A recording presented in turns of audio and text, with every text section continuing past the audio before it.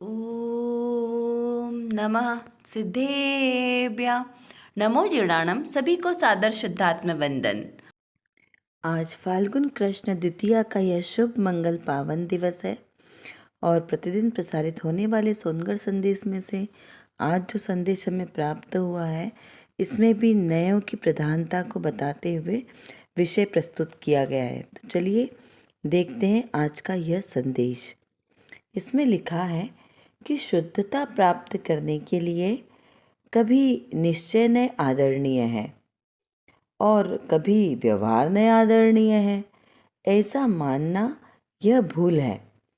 तीनों काल अकेले निश्चय नय में के आश्रय से ही धर्म प्रकट होता है, ऐसा समझना चाहिए। ऐसा पूज्य गुरुदेव जी के वचनामृत में आया है।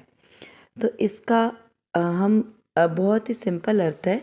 अगर इसमें यह क्या बताया गया है कि नयों की प्रधानता तो है, लेकिन समझने के लिए है। आत्मा में आदरणीय नहीं है, क्योंकि आत्मा में कोई नए नहीं लगते। तो यहाँ पर जो भूल है अज्ञानी जीव की, कि कभी आप निश्चय नय को आदरणीय कहते हो, कभी व्यवहार नय को आदरणीय कहते हो, तो यह तो भ्रम है। अभी आपको जैसे निर्णय नहीं है कि आपको कब किसको इम्पोर्टेंस देनी है, तो जब आपकी इच्छा होती है आप उसको आगे कर देते हो। तो इस प्रकार का यदि भ्रम है तो उसको दूर करता हुआ यह संदेश है कि ऐसा नहीं है कि कभी हम निश्चय नय को मुख्य करते हैं, कभी व्यवहार नय को मुख्य करते हैं। यहाँ पर नयों का अर्थ यही है कि दो में से दो नय हैं, यानी दो पक्ष, वस्तु के दो रूप है, एक निश्चय और एक व्यवहार। तो इसमें से कभी कोई से अपेक्षा से बात कही जाएगी तो वो मुख्य हो जाएगा और दूसरा गौण हो जाएगा। लेकिन इसका यह मतलब नहीं है कि दोनों आदरणीय है, दोनों बराबर लेवल के हैं। जो आत्मा में ग्रहण करने के लिए लगेगा वह तो निश्चय नहीं लगेगा। आत्मानुभूति में मात्र कहने की जो पद्धति होती है ना, उसमें दो प्रकार से बात कही जाएगी, निश्चय और व्यवहार। अब इसको हम समझें तो कैसे, देखिए है बहुत ही सिंपल। सिर्फ हमें अपनी दृष्टि को शुद्ध रखनी है।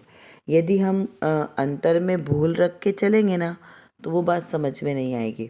क्योंकि बात सिंपल है तो उसको उसी सिंपल तरीके से ही समझना है कि जब हम कोई बात को कहते हैं, जैसे लौकिक व्यवहार भी निश्चय व्यवहार से चलता है, वहाँ तो हम उसको बराबर लगाते हैं, लेकिन जब वो बात धर्म पे आती है तब वहाँ पर हम भूल करते हैं, है ना। निश्चय और व्यवहार नय में जो भी बातें हम कही जाती, सारी व्यवहार नय से कही जाती है, लेकिन हम समझते उसको निश्चय नय से है। जैसे जैसे यदि हमने कहा कि ये किसी कोई महिला है, हमने उसको कहा कि अरे ये तो गोलू की मम्मी है ना। तो गोलू की मम्मी क्या वो गोलू से बनी है? नहीं, वो मम्मी है गोलू की, इस अपेक्षा से उस पर आरोप आया। है तो कौन है? तो वो स्त्री है, मनुष्य जाति है, लेकिन कहने की अपेक्षा से गोलू की मम्मी कहा जाता है। इस प्रकार से सब में लगा लेना। हमने इस विषय को और पहले भी कक्षाओं में बहुत अच्छे से लिया है, समझा है, तो बहुत आसानी से ये चीज़ समझ में आ जाती है। तो वैसे यहाँ पर कहा है कि जो कहने की हमारी शैली है ना, कहने की शैली में नए लगते हैं, समझने में नए नहीं लगते। समझने में तो एकमात्र शुद्ध बात को ही समझा जाता है। जैसे मति ज्ञान में नए नहीं लगते, क्योंकि मति ज्ञान क्या है? आत्मानुभूति का विषय है। तो वहाँ मति ज्ञान यानी समझने का, उसमें नए नहीं लगेंगे। शुद्ध ज्ञान में नए लगते हैं, यानी जो कथन करने की पद्धति है, कहने की शैली है, उसमें नए लगते हैं। तो यहाँ पे कहा कि शुद्धता प्रकट करने के लिए कभी निश्चय नय आदरणीय है। तो शुद्धता प्रकट तो हमेशा निश्चय नय से ही होगी सर्वथा, क्योंकि शुद्धता क्या है? आत्मा का स्वभाव है। तो शुद्धता प्रकट करने के लिए कोई नए नहीं लगते। वहाँ पे निश्चय नय यानी जो वस्तु स्वरूप जैसा है वैसा का वैसा ही ग्रहण होगा, यानी निश्चय वाला ग्रहण होगा, तो वो आदरणीय है। फिर कहा कि कभी आप व्यवहार नय को आदरणीय कहते हैं, तो ऐसा नहीं है। व्यवहार नय को आदरणीय नहीं कहते। व्यवहार नय तो मात्र उसको उस तक पहुंचने के लिए मार्ग है, रास्ता बताने वाला है। आदरणीय तो हमेशा निश्चय नहीं होगा। तो यहाँ पर ऐसे भ्रम दूर होता है कब? जब हम इसको समीचीन तरीके से समझ लेते हैं तब। फिर यहाँ कहा कि तीनों काल अकेला निश्चय नहीं, इसके आश्रय से ही धर्म प्रकट होता है। क्या कहा? तीनों काल यानी सर्वथा। यहाँ पे कोई भ्रम का अवकाश ही नहीं है, भ्रम ही नहीं है कि तीनों काल निश्चय के आश्रय से ही धर्म प्रकट होगा। धर्म प्रकट होगा तो वो निश्चय नय के ही आश्रय से प्रकट होगा। किसी भी तरीके से व्यवहार नय के आश्रय से धर्म, आत्मा का स्वभाव, सहानुभूति प्रकट नहीं होता। क्यों? क्योंकि ऐसा नियम है। जब तक आप अपनी आत्म स्वरूप को जैसा है वैसा नहीं जानोगे, वैसा नहीं मानोगे, उसका वैसा ही श्रद्धा नहीं करोगे, तब तक कार्य सिद्ध नहीं होगा। इसलिए यहाँ पर यह स्पष्ट किया है कि शुद्धता प्राप्त करने के लिए एकमात्र निश्चय नहीं आदरणीय है। तो क्या इसका मतलब कि व्यवहार नय वहाँ रहेगा नहीं?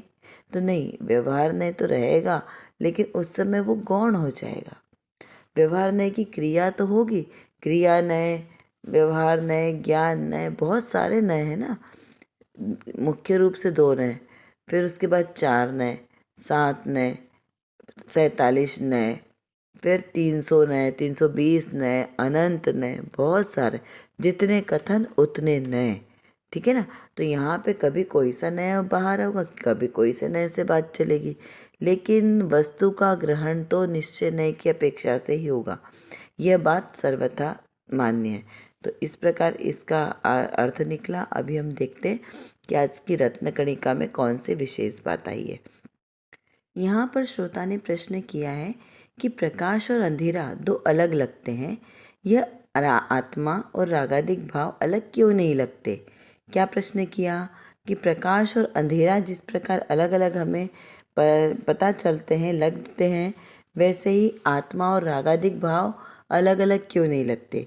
क्योंकि क्या कहा आगम में कि रागादिक भाव और आत्मा अलग अलग है, भिन्न भिन्न है, कभी एक में एक हुए ही नहीं। तो जब वो अलग अलग है तो हमें अलग अलग दिखाई क्यों नहीं देते? ये श्रोता का प्रश्न है। तो उसका समाधान करते हुए कहा ये दोनों भिन्न भिन्न हैं, पर इसे लगता नहीं, क्योंकि अनादि की रागादिक में एकत्व बुद्धि है ना, उसे भिन्न है ऐसा लगे तो भिन्न है, वह सुगम है, ये कभी भी एक हुए ही नहीं है। जैसे भाई लोग कुछ वर्ष साथ रहे, बाद में अलग हुए, तो वह सहज है। वैसे ही राग और आत्मा लक्षण से अलग है, इसका भिन्नपना सहज ही है। किस प्रकार से पता चलेगा ऐसा? देखिए, इसमें बहुत अच्छे से उदाहरण दिया। जैसे कोई व्यक्ति बहुत समय तक साथ रहे और फिर अलग अलग हो जाए।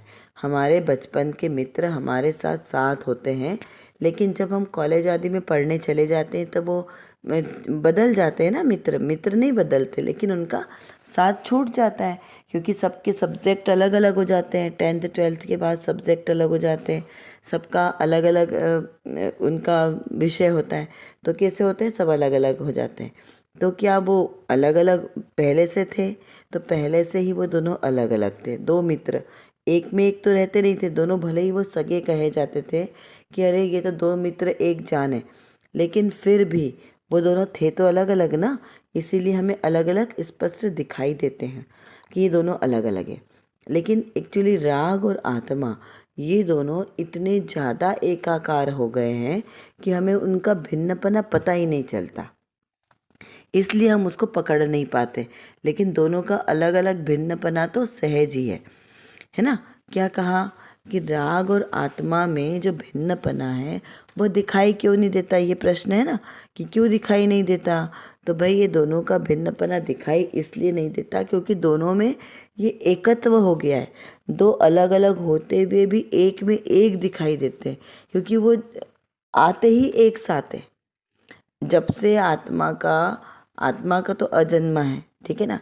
तो जब से आत्मा है उसके साथ रागादिक भाव एक में एक जुड़े हुए हैं, पर यह अलग कब होंगे? जब आत्मा शुद्ध अवस्था को प्राप्त होगा, तब रागादिक भाव का संबंध छूट जाएगा और एकमात्र शुद्ध आत्मा अकेला बचेगा। तो उससे हमें यह जानने में आता है कि दोनों भिन्न भिन्न है। उसके पहले हम नहीं समझ पाते ना, क्योंकि वो तो हमेशा एक साथ ही आता है। जैसे दूध और पानी एक साथ ही आएगा, तो हमें उसका भिन्नपना पता नहीं चलता। लेकिन जब हम उसे गर्म करते हैं तो उसकी पानी उसका अलग हो जाता है, या हम उसमें कुछ खटाई डालते हैं तो उसका पानी अलग होता है, और जो दूध है वो पनीर के रूप में अलग हमें प्राप्त होता है। तो उससे पता चलता है कि ये दोनों भिन्न हैं।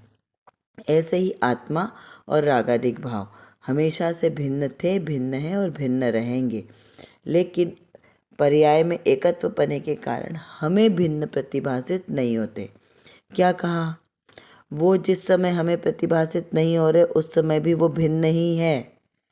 बहुत सूक्ष्म बात है ये, कि जब हमें नहीं पता चल रहा है तब भी वो भिन्न है, लेकिन हमारे ज्ञान में नहीं आ रहा। केवल ज्ञानी के ज्ञान में राग और आत्मा भिन्न ही दिखाई दे रहे हैं। मिली जुली अवस्था में रहते हुए भी भिन्न दिखाई दे रहे हैं। जैसे समुद्र में लहरें हो समुद्र की होने के बाद भी वो भिन्न दिखाई दे रही है, प्रति समय अलग अलग नई नई पर्याय उत्पन्न हो रही है। वैसे ही आत्मा और रागादिक भाव भी कैसे हैं? भिन्न ही हैं। हमारे ज्ञान में नहीं आ रहे, वो बात अलग है। तो यहाँ पर दोनों की भिन्नता को बताया है। अब देखिए उदाहरण यहाँ पर क्या लिया था? प्रकाश और अंधकार। क्या कहा?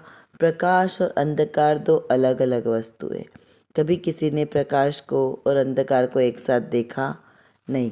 एक जोक भी आता है कि देखिए, प्रकाश जब जब आता है तो अंधकार चला जाता है, प्रकाश डरता है। अंधकार क्या बोलता है कि ये प्रकाश बहुत बुरा है, यह जब भी आता है मुझे भगा देता है। तो उसकी शिकायत की सूर्य से जाकर। तो सूर्य ने क्या कहा कि अच्छा जाओ प्रकाश को बुलाओ कि तुमने ऐसा किया। तो प्रकाश क्या कहता है? मैं तो किसी को बुरा नहीं करता, मैं किसी को आने से रोकता नहीं हूँ। लाओ उसको मेरे सामने बुलाओ, तो मैं उसकी बात सुनूंगा, उसका समाधान करूंगा। तो क्या कभी आ सकता है? नहीं। ऐसा सहज ही नियोग है कि जहाँ प्रकाश होगा वहाँ अंधकार चला जाएगा, जहाँ अंधकार होगा तो प्रकाश नहीं रहेगा। तो ऐसा ही ज्ञान का प्रकाश भी है कि जब आत्मा अपने आत्म स्वरूप में स्थिर हो जाएगा तो व्यवहार का लोप हो जाएगा। ये निश्चय और व्यवहार की संधि है कि जब आत्मा अपने स्वरूप में रहेगा तो वहाँ व्यवहार का लोप होगा, और जब व्यवहार में जीव रहेगा तो वहाँ निश्चय का लोप हो जाएगा। ऐसा नहीं है, निश्चय पकड़ में नहीं आएगा। निश्चय में तो आत्मा रहेगा व्यवहार करते हुए, लेकिन पकड़ में भी आएगा। वैसे ही जब प्रकाश है तो अंधकार नहीं है, ऐसा नहीं है। अंधकार तो है लेकिन वो हमें नज़र नहीं आ रहा। जो जो जहाँ है वो तो वहीं है। प्रकाश अपनी जगह है, अंधकार अपनी जगह है। जब सूर्य ग्रहण हुआ तो सूर्य का प्रकाश तो ज्यों का त्यों है ना, लेकिन हमें नज़र नहीं आता। क्यों? क्योंकि सामने बादल आ गए। तो उसी प्रकार जो वस्तु जहाँ है वो तो वहीं रहेगी, लेकिन पकड़ में नहीं आती है। पकड़ में हमें एक समय में एक ही वस्तु आती है, तो उसको कहा मुख्य और गौण करना। तो इसी प्रकार नयों में कोई एक नए मुख्य होगा तो दूसरा नए गौण हो जाएगा, इस प्रकार समझना। बहुत ही सरल है, बस थोड़ा सा ध्यान देने की बात है। तो चलिए अब हम कुछ प्रश्नों के माध्यम से इसको और चिंतन करते हैं कि निश्चय व्यवहार ने जब एक बार समझ में आ जाता है ना, तो फिर सहजता से सारी चीज़ें हमें समझ में आने लग जाती है। कोई विरोध नहीं होता, कभी कोई वाद विवाद नहीं होता है। हमें क्या समझना है? निश्चय नय के विषय क्या है, निश्चय नय कौन कौन सी वस्तु को ग्रहण करती है, इस पे चिंतन विचार करना है।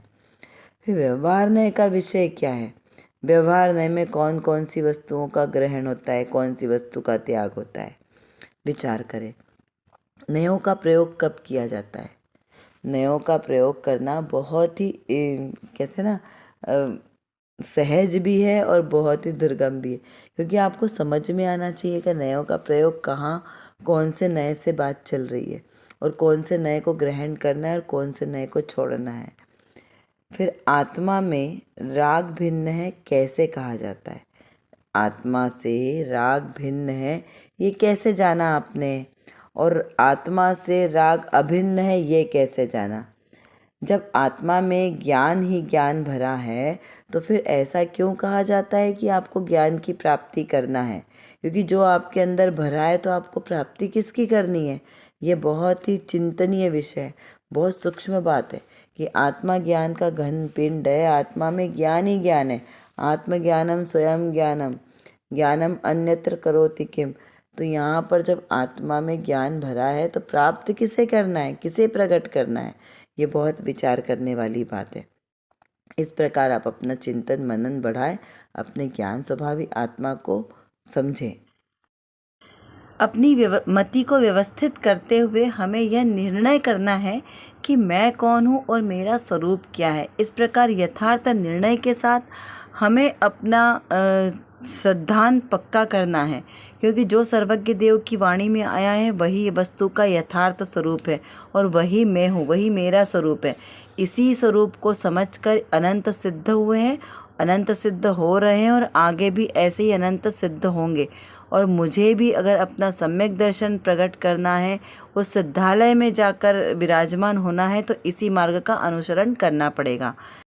चलिए, इतना आपको समझ में आ गया होगा। यदि नहीं समझ में आए तो आप कमेंट बॉक्स में लिखकर पूछ सकते हैं और अपनी चिंतन धारा को बढ़ाएं, स्वाध्याय करें। जय जिनेंद्र।